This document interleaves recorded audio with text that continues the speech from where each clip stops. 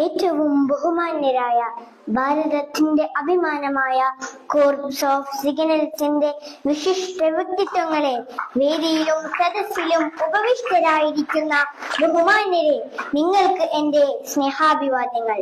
നാം ഏവരും വളരെ അധികം ഗൗരവത്തോടെ മനസ്സിലാക്കുകയും ഉൾക്കൊള്ളുകയും ചെയ്യേണ്ടുന്ന സുപ്രധാനമായ ഒരു വിഷയത്തെ പുരസ്കരിച്ചാണ് ഇന്നു ഞാൻ സംസാരിക്കുന്നത്. മാനവരാശി അതിന്റെ ആദ്യം മുതൽ ഒട്ടനവധി ദുരന്തങ്ങളും വൈതരണികളും കടമ്പകളും നേരിടുകയും ആ പ്രതിസന്ധികൾ അഖിലവും നിഷ്പ്രയാസം തരണം ചെയ്യുകയും ചെയ്തിട്ടുണ്ട്.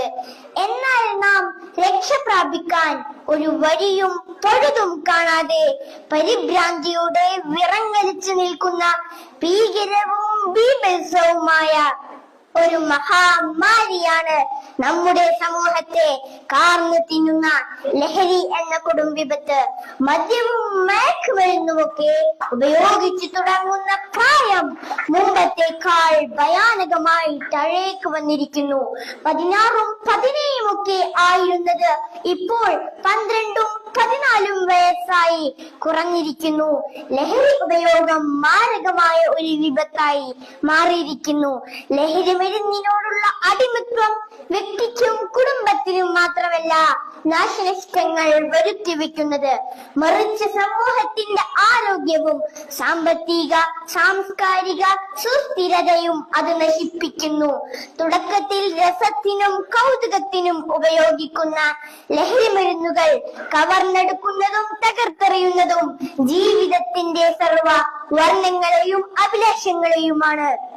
ദൈവത്തിന്റെ സ്വന്തം നാട് എന്ന് വിളംബരം ചെയ്ത വർത്തമാനകാല കേരളത്തിന്റെ കൗമാരവും യൗവനവും ലഹരി എന്ന ചെകുത്താന്റെ കരാളക്കരങ്ങളിൽ പെട്ട് നട്ടം തിരിയുന്നു.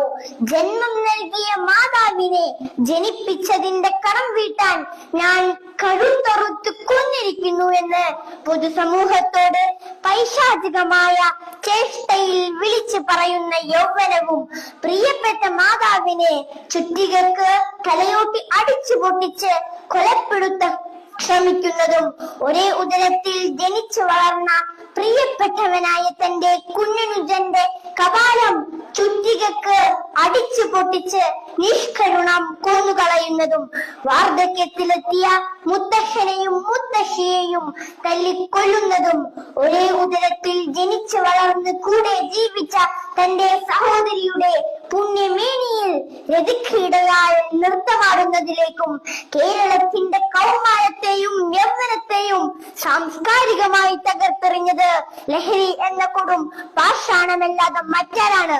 പറക്കമുറ്റിയിട്ടില്ലാത്ത, ജീവിതത്തിലേക്ക് കാലെടുത്ത് വെച്ചിട്ട് പോലുമില്ലാത്ത 10ാം ക്ലാസ്സിലെ പാവം ഷഹബാസിന്റെ കണ്ണ് കുത്തി പൊട്ടിച്ചിട്ടും കലിയടങ്ങാതെ തല്ലിക്കൊല്ലാൻ സോഷ്യൽ മീഡിയ വഴി ഭീകരമായി ആഹ്വാനം നടത്തിയവർ അവസാനം കൊന്നു കൊലവിളിച്ച് സംഹാരത്താണ്ഡവ നൃത്തമാടുന്ന വർത്തമാനകാല കേരളത്തിന്റെ ലക്കും ലഗാനവും ഇല്ലാത്ത രാസലഹരിയാൽ ഭ്രാന്ത് പിടിച്ച കേരളത്തിന്റെ കൊടൂര കൗമാരമേ, എവിടേക്കാണ് നിങ്ങൾ പോകുന്നത്?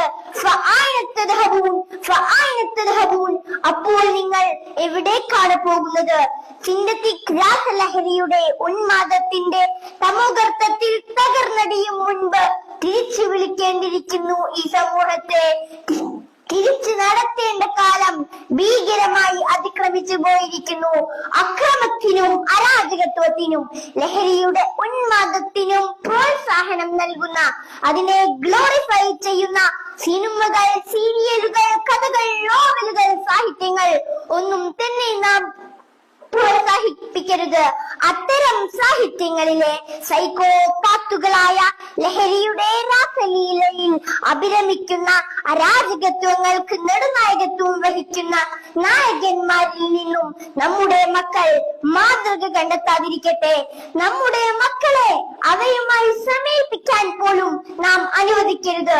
കുഞ്ഞുനാളിലെ ഈ അവബോധം നമ്മുടെ മക്കൾക്ക് കർശനമായി പകർന്നു നൽകുക. ജീവിതമാണ് ലഹരി, ജീവിതമാണ് ലഹരി എന്ന സുന്ദരമായ പരമാർത്ഥം നാം ജീവിതത്തിലേക്ക് പകർത്തുന്നതോടൊപ്പം മറ്റുള്ളവരിലേക്ക് പകരാനും നാം പ്രയത്നിക്കുക. നമ്മുടെ കൗമാരങ്ങളുടെയും യൗവനത്തിന്റെയും അടിവേറുക്കാൻ ഉരുമ്പിട്ടിറങ്ങുന്ന പിശാചിന്റെ സന്തതികൾക്കെതിരിൽ അതിശക്തമായ നിയമങ്ങൾ ഉണ്ടാവട്ടെ. അത്തരം നരാധനന്മാർക്ക് 200 ഗ്രാം മട്ടനും 400 ഗ്രാം ചിക്കനും കൊടുത്ത് സുഖലോലുപതയിലേക്ക് ആനയിക്കുന്നതിന് പകരം വേണ്ടി വന്നാൽ നടു റോട്ടിൽ പത്തട ഒരുക്കുക. അതാണ് സമൂഹത്തിന്റെ നിലനിൽപ്പിന് അഭികാമ്യമായിട്ടുള്ളത്. ലഹരി വിമുക്ത നവകേരളം പുനഃസൃഷ്ടിക്കാൻ നാം ഓരോരുത്തരും ഒത്തൊരുമയോടെ പ്രവർത്തിക്കുക, പ്രാർത്ഥിക്കുക, പരിശ്രമിക്കുക. സുന്ദരമായ ഒരു നല്ല കാലത്തെ ആശംസിച്ചുകൊണ്ട് ഞാൻ എന്റെ വാക്കുകൾ ഉപസ്മരിക്കട്ടെ. ജയ് ഹിന്ദ്. തീവ്ര ചോക്ക്, തീവ്ര ചോക്ക്, തീവ്ര ചോക്ക്.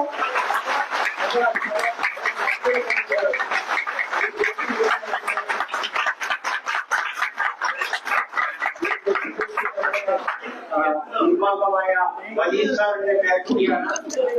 എല്ലാവരും കയ്യിൽ വീണ്ടും കൊടുക്കുക.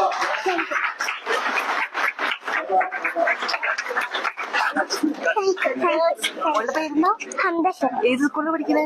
ഇസ്ലാമിക് ഇവിടെ ഇവിടെ